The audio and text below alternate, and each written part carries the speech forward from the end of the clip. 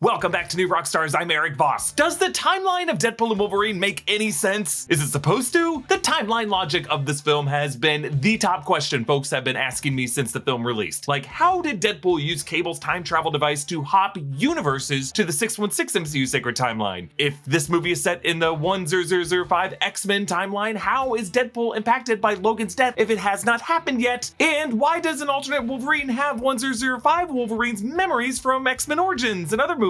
While the first two Deadpool films could be forgiven for shaky continuity, as they were in fact satires of the superhero film genre, Deadpool and Wolverine, as a film that lists years and universal numerical designations on screen and structures the stakes of its plot within TVA logic, really should be held to a higher standard. Ryan Reynolds and his writers could have explained this logic better in the script, but I believe there is just enough in this movie to connect the dots of the timeline, and I'm gonna do that for you here. And a reminder that the best way to support what we're doing here at New Rockstars is to grab one of our Deadpool and Wolverine inspired shirts at nerdriot.shop. Okay, before we begin, the biggest issue really is that Ryan Reynolds decided to definitively establish all the events of all three Deadpool movies to be set in the universe 10005, the same universe as the Fox X-Men films. That was not always the case. Before this film released, the first two Deadpool movies were understood by fans to be in a separate universe than the Fox X-Men films. The Deadpool movie universe was supposed to be Earth 41633. That understanding allowed Deadpool to exist on the periphery of other film universes and include cameos from X-Men of any era and not be bound by the continuity of the Fox X-Men franchise. And so the Colossus of the Deadpool films, Stefan Kapicic, is different from the Colossus of the X-Men films, Daniel Cudmore, and the expansion of the Deadpool movies is most of the time humorously unoccupied,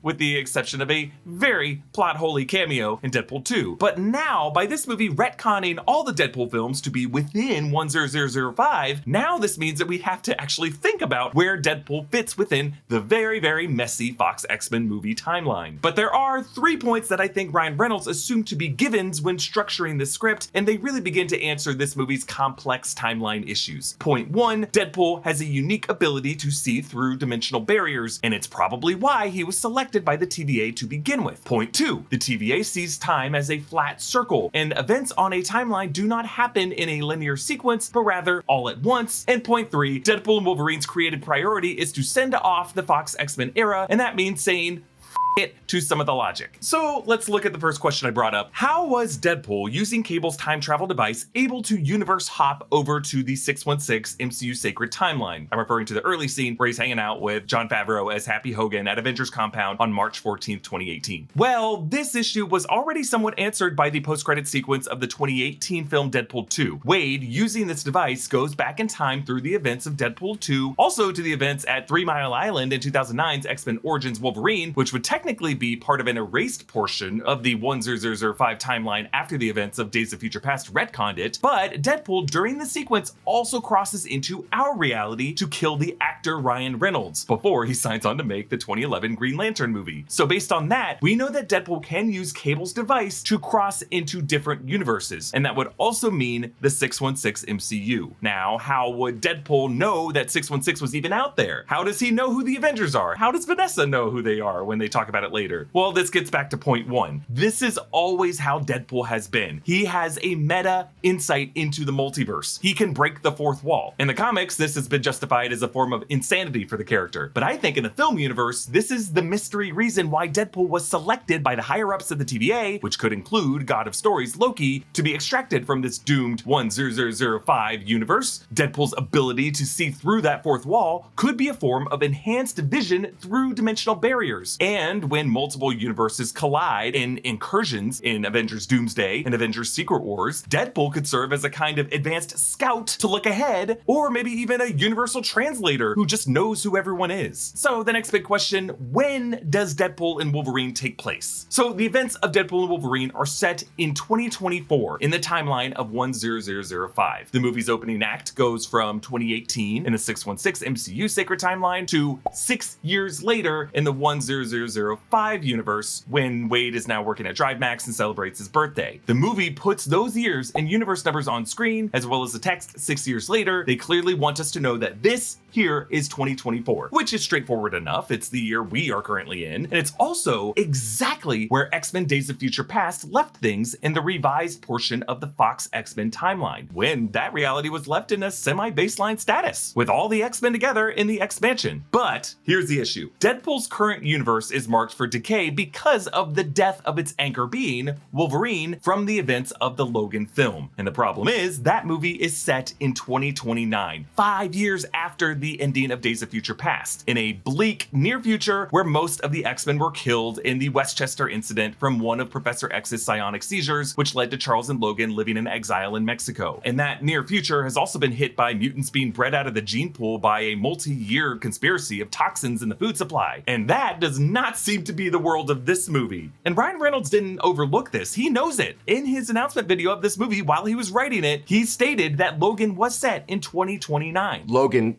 takes place in 2029, totally separate thing. However, we have to remember that it is the character of Paradox who tells Wade that his universe is dying because its anchor being died, past tense from his perspective. And Paradox exists in the TVA, and the TVA is outside of time. In the TVA, they look at timelines not as a linear chain of events, but as part of a history where everything has already been written, and everything in that history is contained within a closed book and is happening from their view all at once.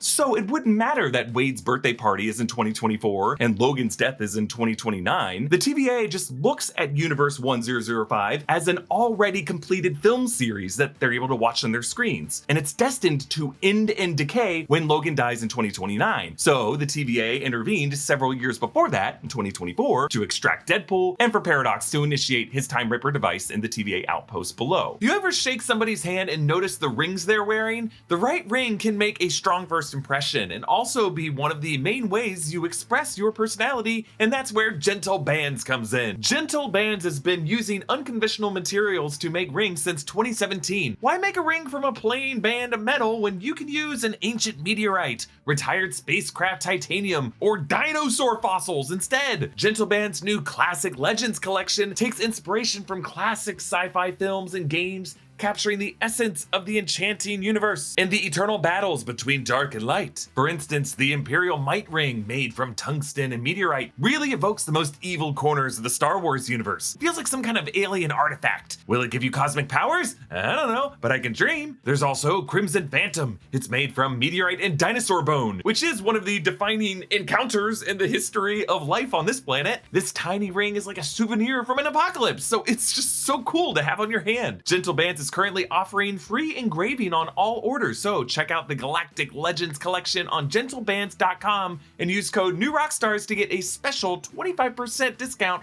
on your new favorite ring today. Now, when Deadpool goes to Wolverine's gravesite in North Dakota, Deadpool can only get there because he uses Paradox's Tempad to jump several years into the future from where he was at his birthday. And by the way, I do not think that gravesite is 2029, but actually 2032 or later. Why do I think that? Well, Logan's corpse is now mostly decayed. Also, Laura, when we see her in The Void, has aged quite a bit, which obviously is just Daphne Keane, the actress's natural aging. But that aging would not have happened in The Void, because in the Loki series, Kid Loki never ages.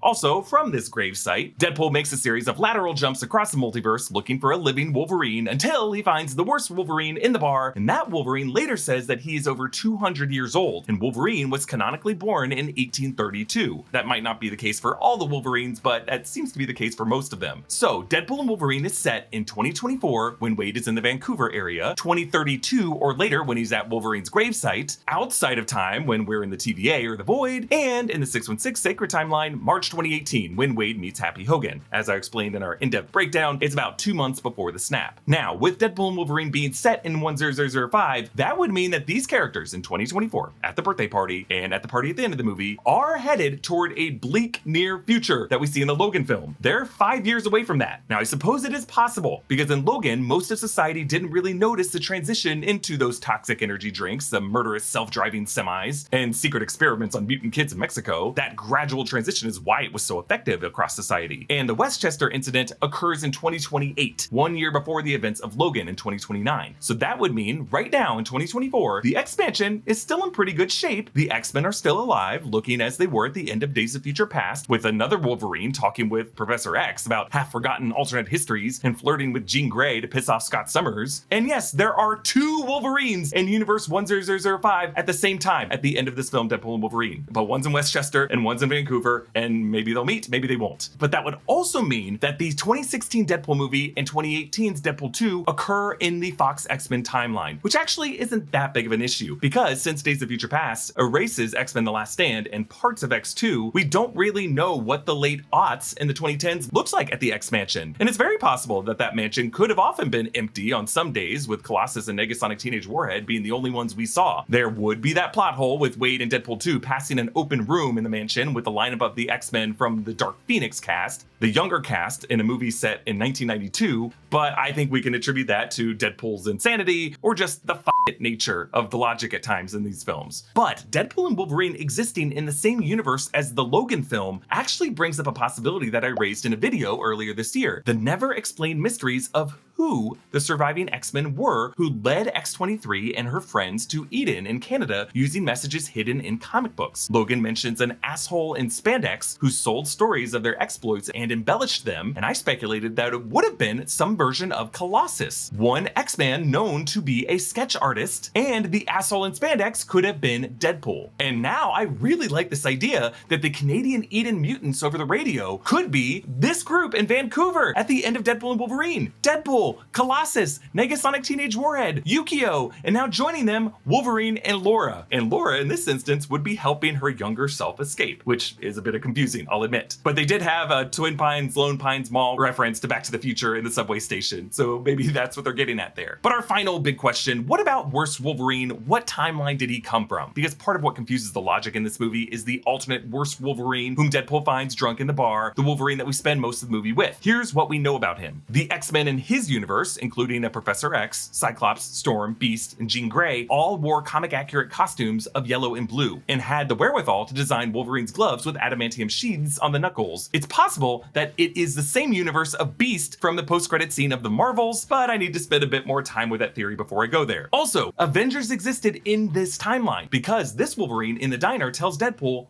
the Avengers. Also, some group of anti-mutant humans attacked the X-Mansion when this Logan was away drinking, killing most of the X-Men. Jessica Clemons is actually working on a really great video on this subject that's coming out this weekend. And this worst Wolverine tells Deadpool he's over 200 years old. So if he was born in 1832, that would mean that when Deadpool finds him in that timeline, it would be around the year 2032. But when Cassandra Nova invades this Wolverine's mind, we see black and white flashes of scenes from the Fox X-Men Wolverine's past, the one from 10005. Wolverine slashing at Spike in the woods from 2006's X-Men The Last Stand, Logan stabbing up through the chin the bald mercenary in the hotel room in 2017's Logan, Wolverine stabbing one of Stryker's soldiers in the X-Mansion kitchen during Stryker's attack in 2003's X2, Wolverine stabbing another mercenary in the final battle in the woods of 2017's Logan, Logan stabbing one of the carjackers early on in 2017's Logan, Logan giving Charles his medication during his seizure in 2017's Logan, Wolverine escaping after his surgery shown in flashback in 2003's X2, and lastly, Wolverine jumping up out of the water tank in 2009's X-Men Origins Wolverine when his weapon plus surgery was depicted more fully. So why does worst Wolverine have these memories? It could just be that he has gone through parallel life experiences as a 1005 Wolverine, and that is why he could swap into the 1005 timeline by the film's end to strengthen it. Those parallel life experiences would include an upcoming quest with X-23 Laura to protect her on a journey to Canada, like that might have been the life path he was on before Deadpool found him in the bar. Like in his universe, instead of the X-Men dying from Charles' seizure, they died from whatever that human attack was. But either way, he was gonna get older and more bitter and more broken and end up dead in North Dakota, no matter what. Look, that is me just trying to justify this when really, I think these shots were spliced into this moment by Sean Levy and his editor without really thinking about the logic. I think this was really another example of the f